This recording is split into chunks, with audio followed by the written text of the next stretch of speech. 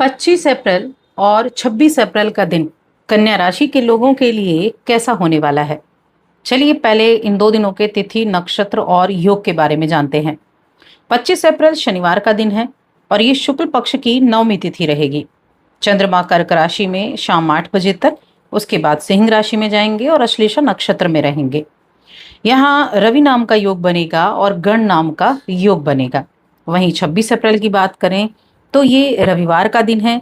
शुक्ल पक्ष की 10वीं तिथि रहेगी। चंद्रमा सिंह राशि में केतु के साथ युति करेंगे और मघा नक्षत्र में रहेंगे। इससे जो योग बनेंगे वो वृद्धि नाम का योग है और रवि योग भी है। अब ये हो गई इन 2 दिनों की ग्रहों की स्थिति। अब इन योगों का प्रभाव किस तरह से होगा, कैसे चंद्रमा इन 2 दिनों को आपके लिए निर्मित करने वाले हैं, चलिए जानते हैं। दोनों दिनों की अलग अलग बात करेंगे क्योंकि चंद्रमा की स्थिति दोनों दिन अलग अलग राशि में है। 25 अप्रैल के दिन की अगर हम बात करें तो जो चंद्रमा होते हैं वो आपके 11वें घर के स्वामी हैं और 11वें घर में ही विराजमान भी हैं। अब देखिए 11वां जो घर है ना, ये यहाँ चंद्रमा एक अच्छी स्थिति में आप कह सकते हैं, लेकिन इनकी डिग्री ज्यादा है। तो अगर कोई हेल्थ संबंधी इशू चल रहा है तो उसमें आपको ध्यान रखना होगा, सावधानी बरतनी होगी। बाकी आपके लिए अच्छा दिन होने वाला है, मौज मस्ती का दिन होने वाला है। इस दौरान आप अपनी जो आपका रूटीन है, आपकी दिनचर्या है, उसमें कुछ आराम लेकर कुछ अच्छी कार्य कर सकते हैं, कुछ रोमांचक कार्य कर सकते हैं। जिन कार्यों को आप करना चाहते थे, उस मनोस्थिति में आप थे, तो उन कार्यों को आप कर सकते हैं। इस दिन आप जो भी कार्य करेंगे योजना बनाकर अगर करते हैं तो उस कार्य का आपको अच्छा रिजल्ट मिलेगा। बाकी ये दिन दोपहर बाद का समय ज्यादा बढ़िया दिखाई दे रहा है, भाग्यशाली दिखाई दे रहा है, सकारात्मक है। किसी भी नई चीज की शुरुआत करने के लिए भी ये दिन आपके लिए अच्छा है। 11वां घर जो होता है ये हमारी इच्छाओं का होता है, इनकम का होता है, मित्रों का, हमारे सामाजिक जीवन का, इनका भाव कहा गया है। अब 11वें भाव में ये स्थिति जो रहेगी ये काफी बेहतरीन रहने वाली है। आपके अगर बॉस के साथ आपका कोई छोटा मोटा झगड़ा हुआ तो आपको थोड़ा सा गुस्से पर काबू रखना है। अब ये झगड़ा हुआ की बात है कि कई बार किसी भी तरह के आर्ग्यूमेंट में हम फंस जाते हैं तो अपने जो गुस्सा है उस पर काबू नहीं होता, जिसकी वजह से आपको ऑफिस में थोड़ा दिक्कत हो सकती है। तो थोड़ा सा बस पेशेंस बनाकर आपको रखना है।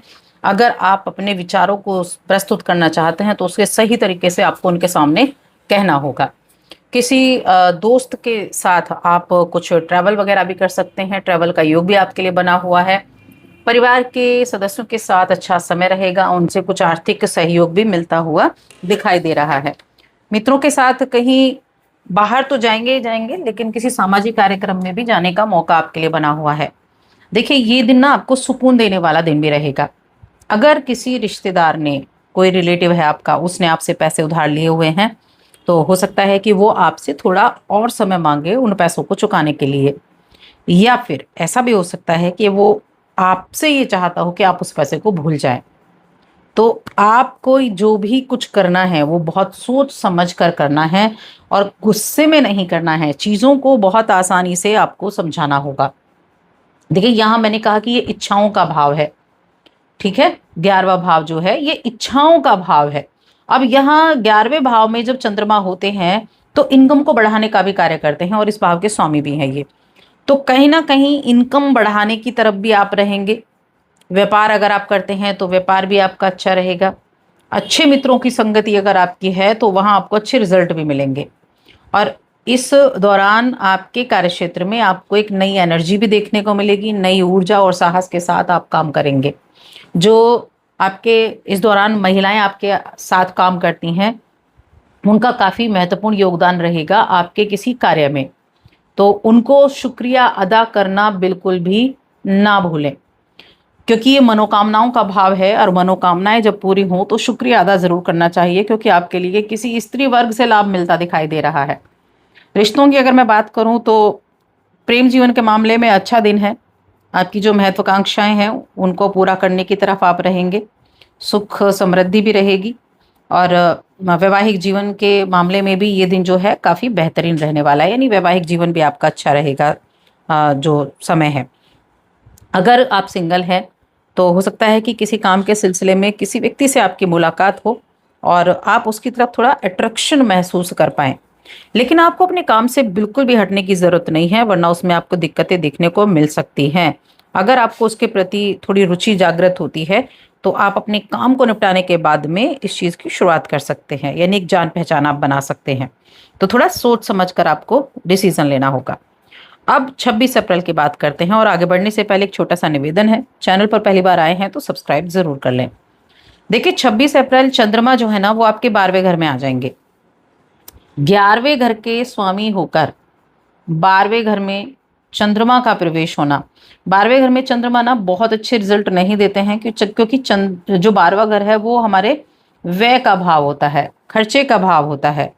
यहाँ पर केतु भी बैठे हुए हैं, साथ में जो राहु है वो भी दृष्टि डाल रहे हैं। थोड़ा हेल्थ का ध्यान रखें, मानसिक तनाव भी हो सकता है, थोड़ा सा ध्यान रखेंगे। सिर दर्द, आंखों संबंधी परेशानियां, इस तरह की चीजें हो सकती हैं। और खर्चे भी बढ़ सकते हैं इस दौरान, तो खर्चों का भी थोड़ा ध्यान रखें। हो सकता है ज़रूरतों को पूरा करने के लिए खर्चे आपके रहें। ज़रूरतें यानी कि मित्रों के साथ घूमना फिरना, उसमें आप ज़्यादा खर्चा कर लें, या किसी के साथ कोई आर्गुमेंट वगैरह हो जाए। वैसे तो ये रविवार का दिन छुट्टी का दिन है, लेकिन सबके लिए छुट्टी का दिन नहीं है। कुछ लोगों के लिए ये कामकाजी दिन भी है, बिजनेस कर रहे हैं, दुकानदारी कर रहे हैं, कुछ जॉब ऐसी हैं जहाँ संडे का भी आपके लिए दिन व्यस्तता वाला रहेगा। तो इस दिन थोड़ा ध्यान रखना है, क्योंकि ये दिन थोड़ा सा आपको मेंटली तौर पर प्रॉब्लम दे सकता है, क्योंकि 12वें भाव का चंद्रमा है। वाहन वगैरह सावधानी पूर्वक चलानी है।